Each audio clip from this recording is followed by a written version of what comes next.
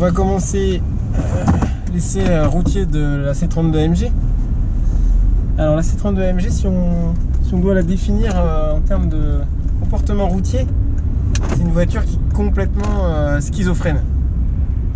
Pourquoi schizophrène? Parce que en fait elle a une grosse dualité en termes de comportement. Quelqu'un qui serait passager et qui découvrirait la voiture pourrait vraiment penser qu'il s'agit d'une C180 ou vraiment d'une voiture basique. Et bien qu'il y ait un peu de fermeté dans la suspension qui laisse présager que c'est une voiture un peu sportive, vraiment on se rend compte de rien. Et si on se met à conduire sportivement, elle change radicalement de comportement. Passer les 4000 tours minute, le moteur devient sonore, rageur. Il n'y a aucun doute sur le fait que ce soit un V6. Il a vraiment toute la musicalité d'un moteur V6. Ça devient une vraie catapulte. La boîte de vitesse s'adapte vraiment parfaitement. S'il y a bien quelque chose en fait qui est réussi en termes de synthèse, c'est le mariage de la boîte de vitesse et du moteur. La boîte, c'est un régal de rapidité et de prédictivité. Elle se comporte vraiment à chaque fois comme on l'espérerait, c'est-à-dire que quand on conduit cool avec des positions pédales limitées et avec des vitesses pédales très lentes, elle égrène les rapports les uns après les autres avec relativement de douceur. Le seul moment où elle fait preuve de brutalité, en fait la seule critique que j'ai envers cette boîte de vitesse, c'est au lever de pied. Quand on est en décélération pied levé, elle rétrograde, et le rétrogradage dans ce cas de figure là est toujours suivi d'une petite secousse, ce qu'on n'aurait pas sur une boîte auto conventionnelle, parce que là c'est une boîte qui s'appelle Speed Shift, donc c'est une boîte rapide, et en fait elle est un peu plus sèche donc à la décélération, mais quand on décélère pied sur le frein, on ne sent pas du tout cet à-coup est gommé par le freinage. Mais si on est simplement pied levé sans freiner, là on se prend un petit à-coup. Sinon c'est une boîte qui vraiment rétrograde quand on le souhaite à la demande. Il suffit d'enfoncer un petit peu plus la pédale d'accélérateur, elle retape immédiatement un rapport, et quand on insiste, deuxième plateau, elle retape un deuxième rapport. Donc ça c'est vraiment un régal, et elle pousse les vitesses voilà, à plein régime, il n'y a aucun souci, c'est vraiment un pur bonheur. La direction de l'auto, quoi en dire, c'est une direction qui est agréable, elle est assez lourde, et moi j'aime bien sentir le volant, et donc j'aime bien une direction un peu ferme, et donc là c'est parfait pour ça. Le confort vertical de l'auto, c'est un des points que je trouve très critique sur la voiture. C'est son seul défaut pour moi, c'est-à-dire que c'est une voiture qui est raide. Elle donne l'impression un petit peu en termes d'a priori d'être un peu comme un karting, c'est-à-dire qu'elle est ferme, elle a des fréquences propres élevées, mais ce qui se passe, la grosse déception, c'est quand on attaque, en fait elle se met un peu à s'avachir, à se vautrer dans les virages, et ça c'est un peu décevant parce qu'elle est donc très ferme autour du zéro, presque figée, et si on se met un peu à attaquer, elle va prendre beaucoup de roulis d'un seul coup, donc il y a une sorte de non-linéarité qui est très très très désagréable. Donc ça c'est vraiment le gros défaut de l'auto, je trouve, en termes de ressenti, ce qui fait que ça incite pas du tout à conduire sportivement, puisque une suspension bien conçue voudrait au contraire que la raideur augmente quand on attaque, donc on ait quelque chose autour du zéro d'assez souple quand on conduit cool en ligne droite, etc. Et puis que quand on attaque, passer justement cette plage de mollesse, on attaque sur une partie raide où on peut attaquer, on a du maintien de caisse. Et là c'est tout le contraire, donc c'est vraiment, je trouve, un problème. Mais bon, l'auto a tellement d'autres qualités que c'est un point qui est quand même mineur. Ensuite, le confort intérieur, le confort des sièges notamment, il est pour le coup irréprochable. Les sièges sont vraiment super. Les sièges AMG, déjà ils sont beaux. On a un très très bon maintien, un bon maintien lombaire également. Il ne s'agit pas qu'avoir un maintien latéral, mais un bon maintien des lombaires. Moi souvent sur les autos, j'ai toujours tendance à rajouter un petit coussin, là, un petit boudin quand je conduis. Là il n'y en a pas besoin, ou alors vraiment sur très long trajet pour changer, tout simplement pour faire varier la cambrure, pour pas se tasser. Sinon également, qu'est-ce qu'on pourrait dire d'autre? On est dans une classe C de basique, c'est-à-dire que c'est une voiture déjà qui est bien finie, qui a des assemblages sérieux, qui a des matériaux de bonne qualité.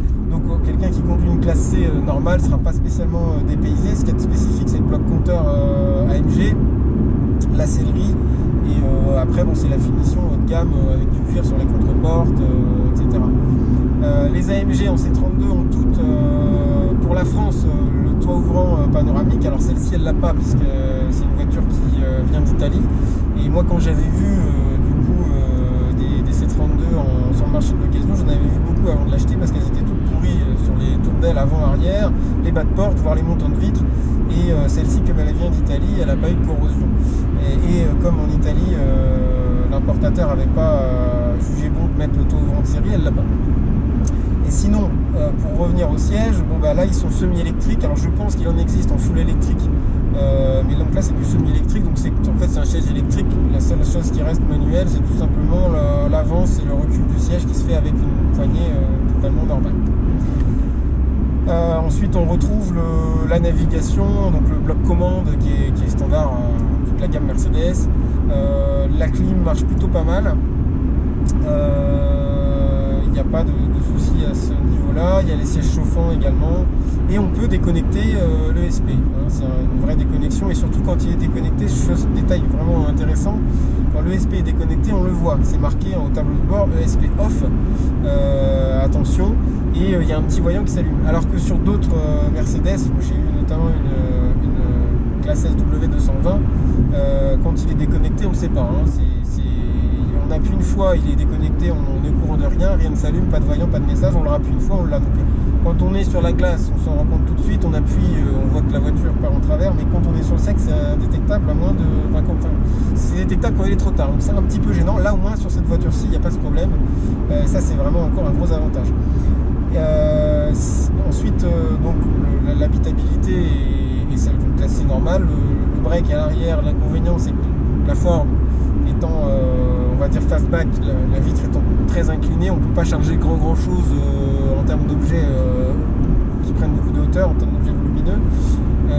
Par contre, c'est l'avantage d'un break, on peut rabattre les banquettes et on charge quand même pas mal de choses en longueur. Et sinon, moi j'ai fait faire pour cette voiture un tapis de sol pour le coffre, parce qu'il n'existe pas au catalogue Mercedes. Donc les seules choses qui existent, c'est une espèce de bac plastique moulé là, qui est vraiment pas pratique, surtout quand on met un break. Donc moi j'ai fait faire chez un petit cellier de village là, qui est pas loin de chez moi. Il m'a taillé un bout de moquette sur mesure, il a mis un galon tout autour, et il a collé un morceau de mousse en dessous pour faire matelassé. Donc ça fait bien le job. Et je pense qu'on a fait le tour. Vraiment, ce que je pense, je voudrais... Alors le régulateur de vitesse, parlons-en. Donc là, pour quelqu'un qui ne serait pas familier de régulateur Mercedes, c'est un petit peu la référence parmi tous les constructeurs en termes de régulation, puisque la sélection de la vitesse se fait par le Komodo qui est là, donc au-dessus de l'essuie-glace. Et donc une impulsion vers le haut, on augmente la vitesse, une impulsion vers le bas, on la descend. Et là sur celle-ci c'est km/h par km/h, mais voilà, il n'y a pas de bouton on-off pour l'enclencher et le désenclencher. Si on veut le désenclencher, soit on pousse vers l'avant le Komodo, soit on freine.